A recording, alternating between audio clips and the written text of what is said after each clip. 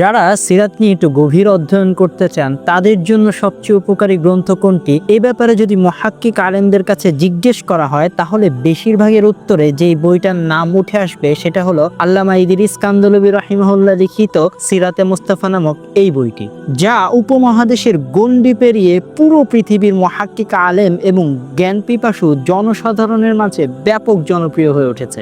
উর্দু ভাষায় রচিত এই বইটির অনুবাদ করেছে দেশের সুনামধন্য প্রকাশনা প্রতিষ্ঠান দারুল ফুরকান।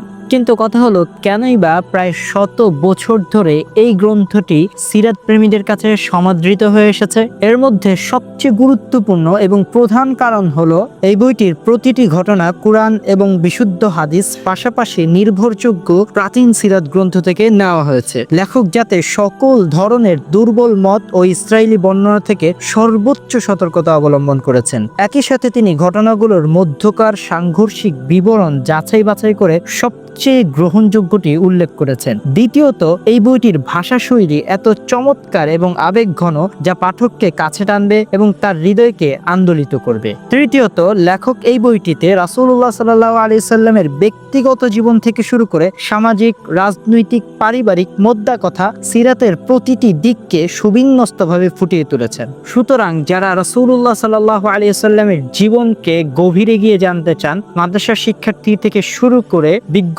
আলেম, সুচিন্তক দায়ী এবং জ্ঞান পিপাসু জনসাধারণ সকলের জন্য এই সিরাত গ্রন্থটি হতে পারে সবচেয়ে সেরা। তাহলে চলুন জানি পৃথিবীর সর্বশ্রেষ্ঠ মানুষটিকে এবং তার জীবন কথা।